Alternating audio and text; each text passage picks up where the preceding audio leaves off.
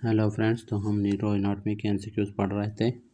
350 तक कर लिए थे और 351 से पढ़ेंगे। 2 kids bet on eye blinking. The one kid lost as he blinked first. This blinking was due to। तो इसमें आंसर है cervical segment of spinal cord. जो स्पाइनल कार्ड का सर्वाइकल सेगमेंट होता है वहाँ से अराइज हो रहा होता है क्या, सुपीरियर सर्वाइकल गैंग्लियन। मतलब वहाँ से जो फाइबर्स जा रहे होते हैं वो कहाँ पे जाते हैं, सुपीरियर सर्वाइकल गैंग्लियन के पास।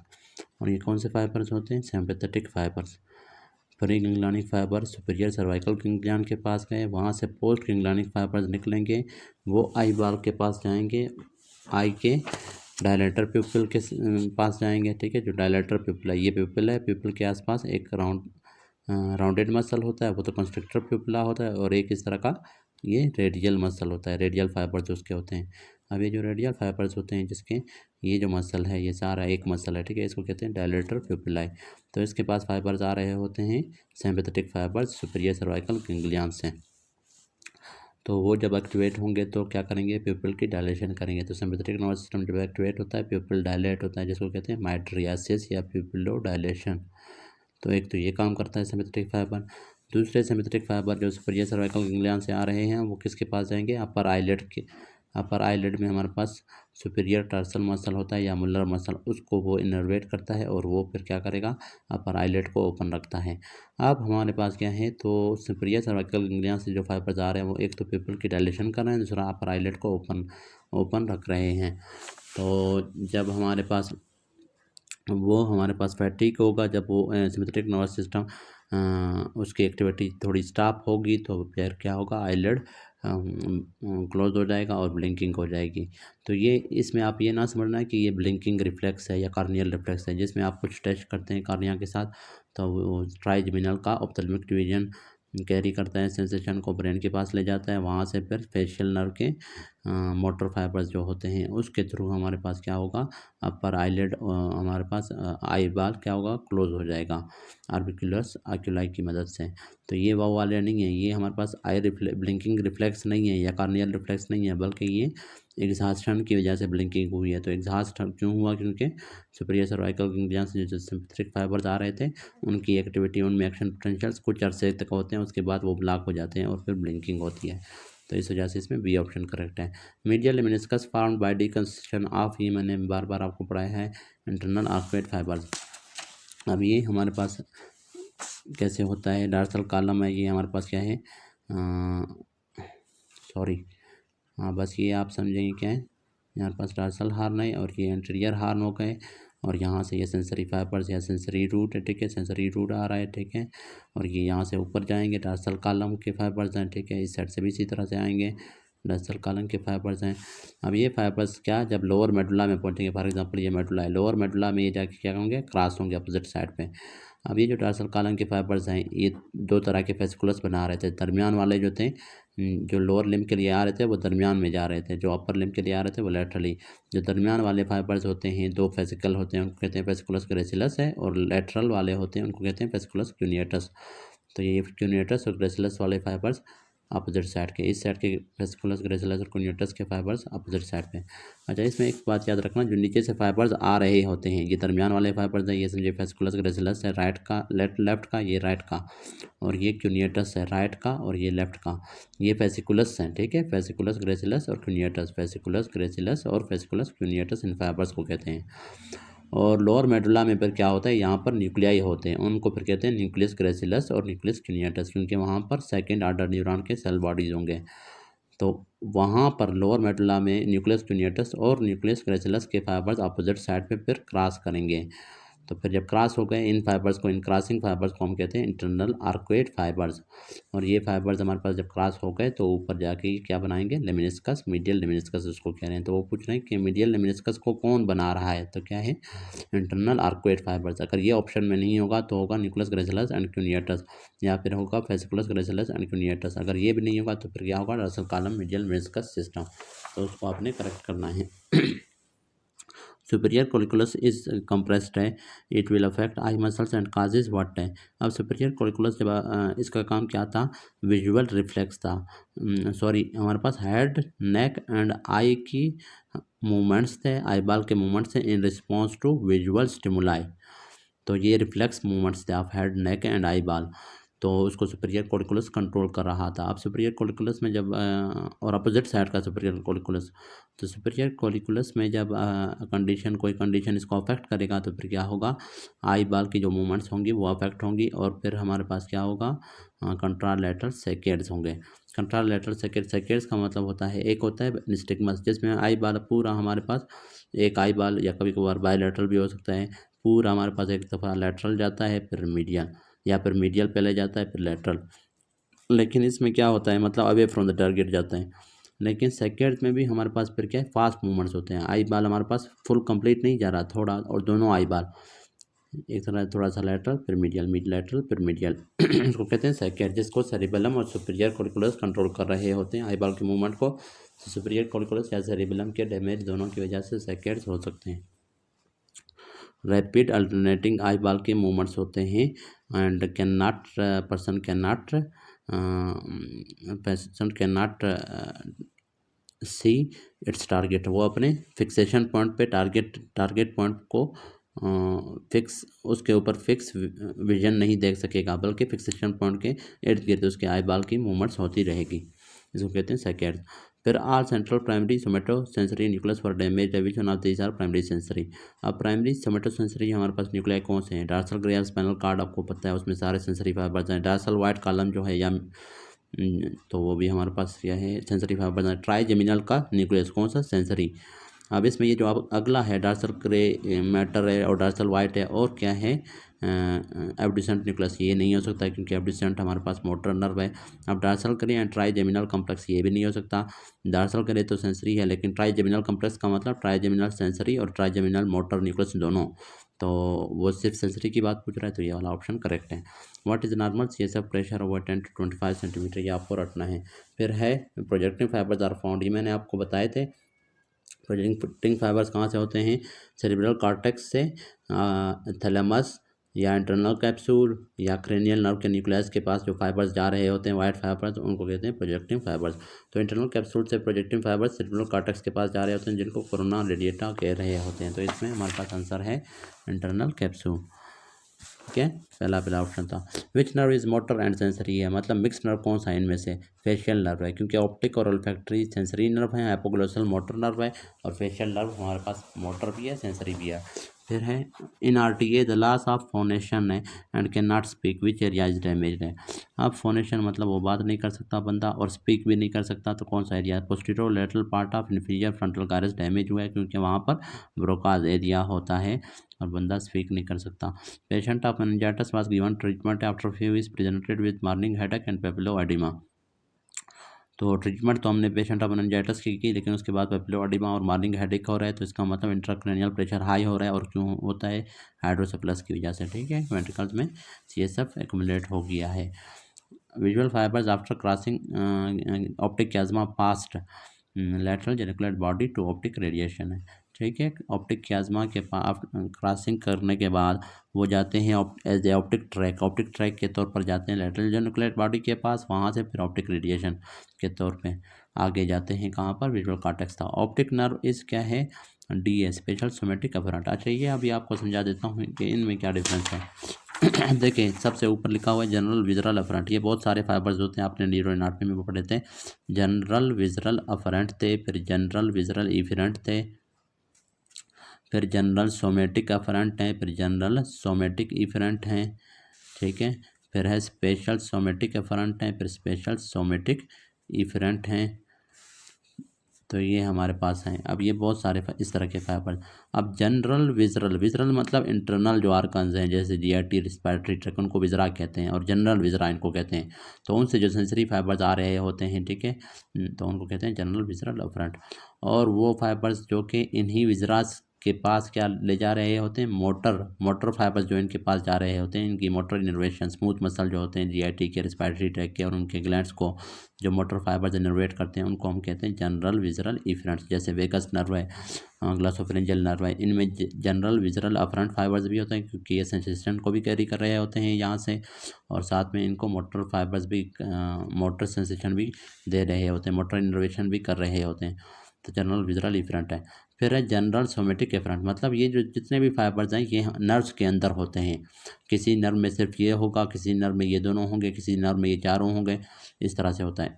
फिर है जनरल सोमेटिक एफरेंट। अब सोमेटिक की बात जब भी आ गई, सोमेटिक का मतलब स्केलेटल मसल्स, तो जनरल सोमेटिक एफरेंट का मतलब है कि स्केलेटल मसल के पास जो एफरेंट का मतलब होता है सेंसरी फाइबर्स, जो सेंसरी फाइबर्स जा रहे होते हैं मतलब स्केलेटल मसल से जो सेंसरी सेंसेशन को कैरी कर रहे होते हैं जो फाइबर्स, उनको कहते हैं जनरल सोमेटिक एफरेंट। और जो फाइबर्स जनरल सोमेटिक इफरेंट है, ये जो फाइबर्स स्केलेटल मसल्स को क्या करते हैं, इनर्वेट कर रहे होते हैं, जो मोटर फाइबर्स और स्केलेटल मसल्स की कंट्रक्शन और रिलैक्सेशन करवा रहे होते हैं, उनको कहते हैं जनरल सोमेटिक इफरेंट। जैसे लोअर मोटर न्यूरॉन है, अल्फा मोटर न्यूरॉन जो स्केलेटल मसल को इनर्वेट करता है, तो वो क्या है, जनरल सोमेटिक इफरेंट है। और वहाँ से सेंसेशन को जो कैरी करते हैं, जैसे हमारे पास स्पाइंडल फाइबर से और गोल्जी टेंडन ऑर्गन से, तो वो हमारे पास क्या होते हैं, जनरल सोमेटिक अफरेंट होते हैं। इसी तरह उनके पेन टच टेम्परेचर वो भी जनरल सोमेटिक अफरेंट होते हैं। इसी तरह विजरा इंटरनल जो ऑर्गन्स होते हैं या जो जिनमें स्मूथ मसल होते हैं, उनसे जो सेंसेशन को कैरी करते हैं वो होते हैं जनरल विजरल अफरेंट, और उनसे उनके पास जो मोटर इनर्वेशन स्मूथ मसल के पास जो ले जाता है उनको कहते हैं जनरल विजरल इफरेंट फाइबर्स। फिर है स्पेशल सोमेटिक इफरेंट। अब स्पेशल सोमेटिक सेंसेशन किसको कहते हैं, विजन है, हेयरिंग है, विजन है, हेयरिंग है, इनको क्या कहते हैं, स्पेशल सेंसेशन, टेस्ट भी। तो ये हमारे पास क्या है, स्पेशल सेंसेशन है, और इनको कहते हैं स्पेशल सोमेटिक सेंसेशन। तो ये स्पेशल सोमेटिक एफरेंट मतलब टेस्ट सेंसेशन को जो कैरी कर रहे हैं, विजुअल को और हेयरिंग को, मतलब टेस्ट सेंसेशन को कौन कैरी कर रहा है, फेशियल नर्व। फेशियल का भी कौन सा नर्व, कार्डा टेम्पनी नर्व। तो कार्डा टेम्पनी क्या हुआ, स्पेशल सोमेटिक अफरेंट नर्व हुआ। इसी तरह विजन के लिए ऑप्टिक नर्व है, तो वो स्पेशल सोमेटिक अफरेंट है। हेयरिंग के लिए वेस्टिबुलो कॉक्लियर नर्व है, तो वो स्पेशल सोमेटिक अफरेंट है। और इन्हीं हमारे पास फिर स्पेशल सोमेटिक इफरेंट है। ये फिर हमारे पास क्या होते हैं, हेड और नेक के जो मसल्स होते हैं, जैसे फेशियल मसल्स हैं, उनको जो मोटर फाइबर्स हमारे पास होते हैं मिल रहे होते हैं। जैसे फेशियल नर्व क्या कर रहा है, फेशियल एक्सप्रेशन वाले मसल्स को इनर्वेट करता है, तो उनको कहते हैं स्पेशल सोमेटिक इफरेंट फाइबर्स। तो ये डिफरेंट फाइबर्स हैं। अब यहाँ पर ऑप्टिक नर्व की बात कर रहा है, तो ऑप्टिक नर्व क्या है, स्पेशल सेंसेशन को कैरी कर रहा है, विजन को, इस वजह से वो क्या है, स्पेशल सोमेटिक अफरेंट है। अगर ये आपको समझ नहीं आई तो वापस बैक करके स्लो करके भी आप समझ सकते हैं। अगर फिर भी समझ नहीं आए, कमेंट में फिर पूछ सकते हैं। After gunshot injury at L1 a man presented to you with loss of pain and temperature on right side. अब L1 पे डैमेज हुआ है तो उसका लॉस ऑफ पेन है and temperature on right side है। वेयर इज द लीजन है, तो लेफ्ट लैटरल स्पाइनोथैलेमिक ट्रैक में, क्योंकि मैंने आपको बताया था कि एंटीरो लैटरल जो ट्रैक होते हैं वो अपोजिट साइड के कंट्रालैटरल बॉडी के सेंसेशन को कैरी कर रहे होते हैं। फिर ideal side for lumbar puncture, ये कल भी पढ़ा था, L3 और L4 और L5 के दरमियान आइडियल साइड है, मतलब बिलो L4 अबव L5। तो यहाँ पर आंसर है C, L4 L5। फिर है major blood vessels in brain is present in, major blood vessels कहाँ पे होते हैं, सब अरेक्नॉइड स्पेस में, जैसे सर्कल ऑफ विलियस होता है। Part of brain involve in intelligence, वो फ्रंटल लोब है। Which one directly controls autonomic reflex system of body है, वो हाइपोथैलेमस है, क्योंकि सिम्पैथेटिक और पैरासिम्पैथेटिक फाइबर दोनों हाइपोथैलेमस से आ रहे होते हैं, ये मैंने आपको समझाया था। Anterior hypothalamus, anterior hypothalamic nucleus से क्या पैरासिम्पैथेटिक फाइबर्स निकल रहे होते हैं, और पोस्टीरियर हाइपोथैलेमिक न्यूक्लियस से क्या निकल रहे होते हैं, sympathetic fibres. Neuro epithelium of nose इस बाइपोलर होता है, क्योंकि इसके अंदर ऑल्फैक्टरी नर्व होता है और वो बाइपोलर है। Blow to temporal region cause involvement of which artery, ये बार बार पढ़ा है, मिडल मेनिंजियल आर्टरी है।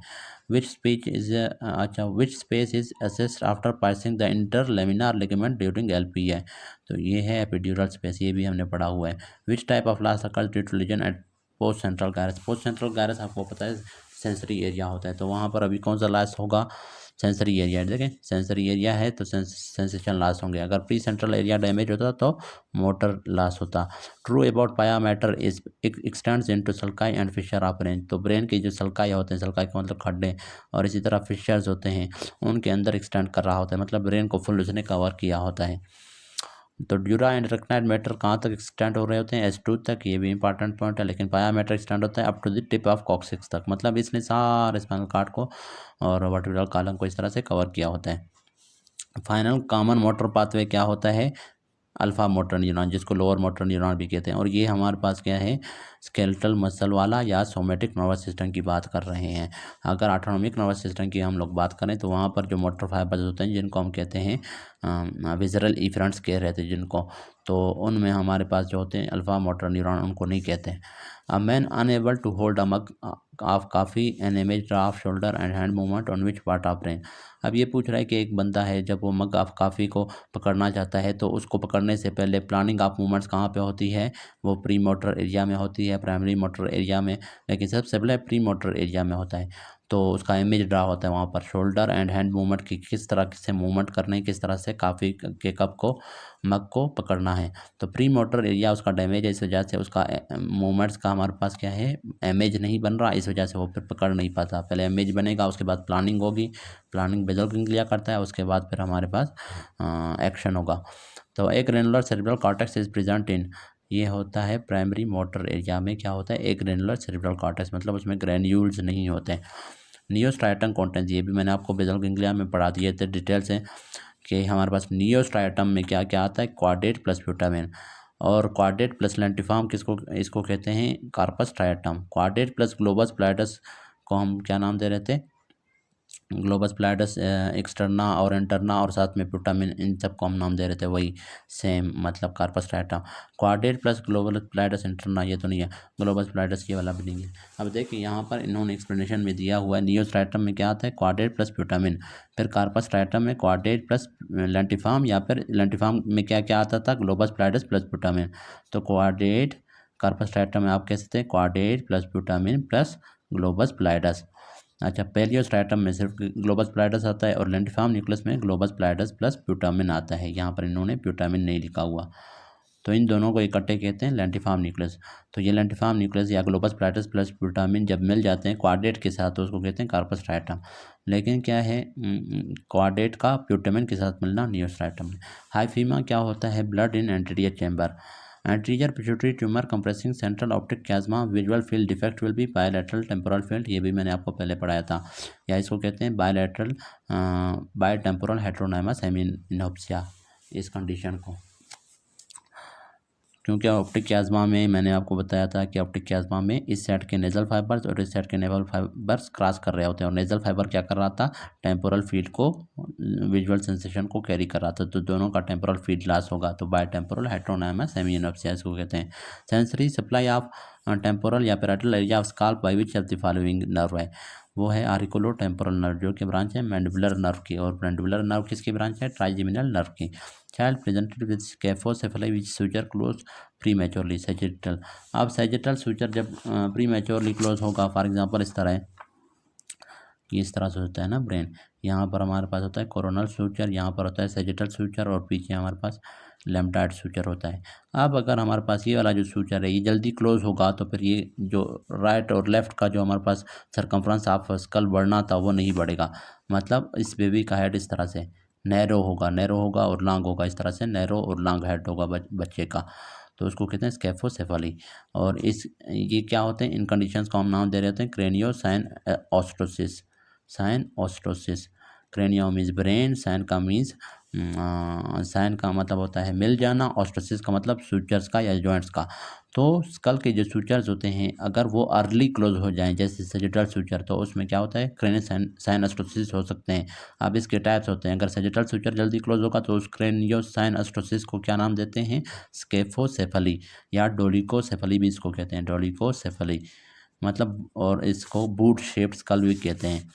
और अगर हमारे पास कोरोनल सूचर जल्दी क्लोज हो तो फिर एंटीरियर टू पोस्टीरियर जो सर्कमफ्रेंस ऑफ हेड है वो नहीं बढ़ेगा, तो फिर उसका हेड इस तरह से होगा, एंटीरियर टू पोस्टीरियर उसका साइज छोटा होगा, तो फिर उसको नाम देते हैं ब्रेकीसेफली, ब्रेकीसेफली, वो भी क्रेनियोसाइनोस्टोसिस की एक टाइप है, अगर अर्ली क्लोज हो जाए, ठीक है।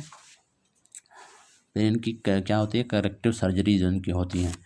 फिर है हमारे पास अच्छा सही है, ये हो गया ASA and PSA anterior spinal artery and posterior spinal artery are branches of anterior spinal artery vertebral artery की ब्रांच है और पोस्टीरियर सेरेब्रल आर्टरी किसकी ब्रांच है? पी से पोस्टीरियर स्पाइनल आर्टरी और पी से PICA posterior inferior cerebral artery respectively. तो यही इसका आंसर है। फिर है पेशेंट इज और एंटीरियर स्पाइनल आर्टरी मैंने बताया था एक है और ये एंटीरियर 2/3 स्पाइनल कार्ड को ब्लड सप्लाई करता है और पोस्टीरियर स्पाइनल आर्टरीज दो होते हैं, मतलब दोनों के पाइका से निकलते हैं और ये पोस्टीरियर 1/3 स्पाइनल कार्ड को। अच्छा, फिर है patient is having ataxia which part of cerebellum is affected. अब सेरिबेलम जब अफेक्ट होता है तो उसमें एटेक्सिया होता है, एक था गेट एटेक्सिया, एक था ट्रंकल एटेक्सिया। तो इसमें हमारे पास सेरिबेलम का कौन सा पार्ट हमारे पास डैमेज हो रहा है? वर्मिस एंटीरियर वर्मिस में अगर लीजन होगा तो क्या होता है? गेट एटेक्सिया होता है। और ये लीजन क्यों होता है? Due to degeneration from alcohol abuse, gait ataxia. अगर पोस्टीरियर वर्मिस का लीजन होगा तो फिर क्या वो किस वजह से होता है? मेडुलोब्लास्टोमा, क्योंकि फोर्थ वेंट्रिकल में मेडुलोब्लास्टोमा अगर होगा या एपेंडेमोमा बनेगा तो वहाँ से वो पोस्टीरियर वर्मिस को कंप्रेस करेगा और क्या होगा? ट्रंकल, उसका ट्रंक हमारे पास क्या करेगा? इम्बैलेंस उसके ट्रंक में होगा, ट्रंकल एटेक्सिया उसको कहते हैं। Right homonymous hemianopsia occurs due to lesion of optic radiation. अभी यहाँ पर ऑप्टिक ट्रैक नहीं दिया हुआ, ऑप्टिक ट्रैक होता तो वो भी ठीक था, क्योंकि ऑप्टिक ट्रैक में और ऑप्टिक रेडिएशन में अगर डैमेज होगा तो क्या होता है? होमोनाइमस हेमिनोप्सिया। तो यहाँ पर और हेटेरोनाइमस हेमिनोप्सिया किस वजह से था? ऑप्टिक क्याज्मा की वजह से था। अब patient presented in OPD with loss of touch maximum 2 point discrimination distance can be exact between. अच्छा, इसमें आप लोग कंफ्यूज हो जाते हैं अक्सर स्टूडेंट्स, ये क्यों कि 2 पॉइंट डिस्क्रिमिनेशन का सबसे पहले मतलब समझें। फॉर एग्जांपल ये क्या है? मैं एक बंदे को यहाँ पर मैंने एक बंदे के हाथ पे यहाँ पर मैंने नीडल टच किया और यहाँ पर नीडल टच किया तो उसको पता चला कि इसने अलग अलग, और उसके यहाँ आइज़ भी क्लोज हैं तो उसको पता चल जाएगा कि ये अलग अलग पॉइंट पे क्या है उसने टच किया है। लेकिन अगर उसके लिप्स पे मैं नीडल टच करता हूँ यहाँ पर और बिल्कुल इसके करीब, फिर भी उसको पता चलेगा कि अलग अलग पॉइंट पे इसने टच किया है। इस वजह से 2 पॉइंट डिस्क्रिमिनेशन सबसे ज़्यादा कहाँ पे होता है? लिप्स पे होता है। 2 पॉइंट डिस्क्रिमिनेशन का यह मतलब कि 2 पॉइंट्स जो होते हैं, 2 पॉइंट्स के दरमियान डिफ्रेंशिएट कर पाना। तो सबसे ज़्यादा 2 पॉइंट्स के ऊपर सेंसेशन को हम डिफ्रेंशिएट कर पाते हैं वो किस आर्गन पे? लिप्स पे, क्योंकि वहाँ पे सेंसरी इनर्वेशन बहुत ज़्यादा होती है, सेंसरी फाइबर्स बहुत ज़्यादा होते हैं। तो लिप्स पे हमारे पास बहुत 2 पॉइंट डिस्क्रिमिनेशन क्या होता है? मैक्सिमम होता है। लेकिन अगर स्केपुला पे मैं यहाँ पर टच करता हूँ और फिर उसके स्केपुला पे यहाँ पर टच करता हूँ, फिर भी उससे लगेगा कि मैंने एक पॉइंट पे टच किया है। तो उसके लिए फिर क्या होगा? स्केपुला के मैं एक यहाँ टच करूँगा, एक इतना दूर टच करूँगा, फिर उससे लगेगा कि अलग पॉइंट्स पे मैंने, तो वहाँ पर 2 पॉइंट डिस्क्रिमिनेशन मिनिमम है। ठीक है ना? 2 पॉइंट डिस्क्रिमिनेशन मिनिमम है, इस वजह से वो 2 पॉइंट्स में डिफ्रेंशिएट नहीं कर पा रहा स्केपुला के अंदर अगर हम टच कर रहे हैं। तो यहाँ पर ये पॉइंट आपने याद रखना है। अगर वो पूछें 2 पॉइंट डिस्क्रिमिनेशन मैक्सिमम कहाँ पे होता है? लिप्स पे है, और मिनिमम कहाँ पे होता है? स्केपुला में। और एक और एमसीक्यू वो पूछते हैं 2 पॉइंट डिस्क्रिमिनेशन डिस्टेंस। अब 2 पॉइंट डिस्क्रिमिनेशन के लिए जो डिस्टेंस रिक्वायर होता है वो स्केपुला में सबसे ज़्यादा होता है। अब देखें 2 पॉइंट डिस्क्रिमिनेशन मिनिमम था, मिनिमम कहाँ पे? स्केपुला में। लेकिन 2 पॉइंट डिस्क्रिमिनेशन के लिए जो डिस्टेंस होता है वो मैक्सिमम होता है स्केपुला में। मतलब मैक्सिमम डिस्टेंस के बाद बहुत ज़्यादा डिस्टेंस हम लोग रखेंगे, फिर वो 2 पॉइंट्स में डिस्क्रिमिनेट कर पाएगा। तो ये हमारे पास अपोजिट चीज़ें हैं, लेकिन एक ही बात है, लेकिन दूसरे अल्फाज में आपसे पूछ रहे हैं, इस वजह से आप इसमें कंफ्यूज हो जाते हैं और इसमें आप लगा देते हैं लिप्स।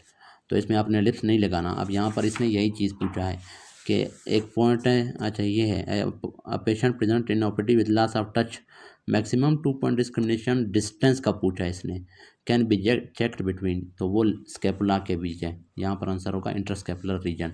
लेकिन अगर वो पूछता मैक्सिमम 2 पॉइंट डिस्क्रिमिनेशन, डिस्टेंस का लफ्ज़ नहीं होता तो फिर लिप्स को करेक्ट करना था। और अगर वो पूछता मिनिमम 2 पॉइंट डिस्क्रिमिनेशन और डिस्टेंस का जिक्र नहीं होता तो फिर हम इसको करेक्ट करते हैं। लेकिन अब उसने डिस्टेंस का पूछा है तो स्केपुला को। अब देखिए मैक्सिमम 2 पॉइंट डिस्क्रिमिनेशन कहाँ पे होता है? लिप्स में। मतलब वहाँ पर थोड़ा सा भी अगर फासला हम लोग रख के टच करेंगे लिप्स को तो वो क्या करेगा? डिस्क्रिमिनेट कर पाएगा कि अलग अलग पॉइंट्स पे बंदे ने नीडल टच किया है। लेकिन स्केपुला में अलग अलग बहुत ज़्यादा दूर हम लोग टच करेंगे, फिर उससे पता चलेगा कि इसने अलग अलग पॉइंट्स पे टच किया है। अगर करीब हम लोग इतना करीब टच करेंगे तो उसको पता नहीं चलेगा। इस वजह से वहाँ पर 2 पॉइंट डिस्क्रिमिनेशन स्केपुला में मिनिमम होता है और लिप्स पे ज़्यादा होता है। लेकिन जब डिस्टेंस की बात करते हैं तो देखें डिस्टेंस हमने सबसे ज़्यादा रखना होगा स्केपुला के बीच, फिर जाके वो डिस्क्रिमिनेट कर पाएगा। इस वजह से मैक्सिमम 2 पॉइंट डिस्क्रिमिनेशन डिस्टेंस वो स्केपुला में होता है और मिनिमम 2 पॉइंट डिस्क्रिमिनेशन डिस्टेंस कहाँ पे होता है, लिप्स में। अब इंटरस्केपुलर रीजन का भी यही मतलब है, इसके स्केपुला के दरमियान वाला जो एरिया होता है बैक पे। फिर है अ वुमन हैज स्ट्रोक है and last sensation on CT in lateral side of the parietal area, damage lesion is कहाँ पे, सेकेंडरी सोमेटोसेंसरी एरिया। तो उसके सेंसेशन लॉस हैं और lateral side of parietal area damage है ना, तो सेकेंडरी सोमेटोसेंसरी एरिया वहाँ पर हमारे पास सेंसेशन होते हैं ना। प्राइमरी सोमेटोसेंसरी एरिया भी होता है, सेकेंडरी भी, लेकिन प्राइमरी सोमेटोसेंसरी एरिया इसने ऑप्शन में दिया नहीं है ना। A patient cannot recognize opposite side of his face body. Lesion is in somatic association area. अच्छा, इस कंडीशन को नाम दे रहे होते हैं निगलेक्ट सिंड्रोम। निगलेक्ट सिंड्रोम में पेशेंट को ये लगता है कि मेरा जो left side of the body है वो मेरा नहीं है, तो वो उसका ना ख्याल करता है, ना उसकी ड्रेसिंग करती है, ना उसको धोता है, सिर्फ अपने right side of the body को धोता है। तो ये क्यों होता है, राइट पैराटल एरिया या राइट सोमेस्थेटिक एसिस्टेंट एरिया जब डैमेज होगा तो निगलेक्ट सिंड्रोम होता है। Left side of the body को बंदा निगलेक्ट कर देता है, बिल्कुल उसको रिकग्नाइज नहीं कर पाता कि ये मेरी अपनी बॉडी है, क्योंकि उस साइड के सेंसेशन लॉस हो चुके होते हैं ना, तो इसको कहते हैं neglect syndrome. A woman had an episode of stroke है एंड लास्ट सेंसेशन है on CT scan lateral side of parietal area is damage, lesion कहाँ पे है। अब देखें उसको स्ट्रोक हुआ है और lateral side of parietal area damage हुआ है, ये हमने अभी भी पढ़ा था। तो लीजन कहाँ पे है, सोमेस्थेटिक एसोसिएशन एरिया में, मतलब वहाँ पर हमने पढ़ा था सेकेंडरी सोमेटोसेंसरी एरिया। फिर उसके बाद सेंसेशन का सबसे ज़्यादा ताल्लुक कहाँ पे होता है, सोमेस्थेटिक एसिस्टेंट एरिया। फिर उसके बाद हमारे पास प्राइमरी सोमेटोसेंसरी एरिया से उसका ताल्लुक होता है, क्योंकि लेटरल साइड पे हमारे पास सोमेस्थेटिक एसिस्टेंट एरिया होता है और सेकेंडरी सोमेटोसेंसरी एरिया होता है। प्राइमरी सोमेटोसेंसरी एरिया थोड़े मीडियली प्रेजेंट होता है इन एस्ट्रोगनोसिस। अच्छा, यहाँ तक काफ़ी है, लेक्चर बहुत लंबा हो गया। अगर कुछ समझ नहीं है तो आप पूछ सकते हैं कमेंट्स में, नेक्स्ट लेक्चर में फिर आगे पढ़ेंगे। Thank you.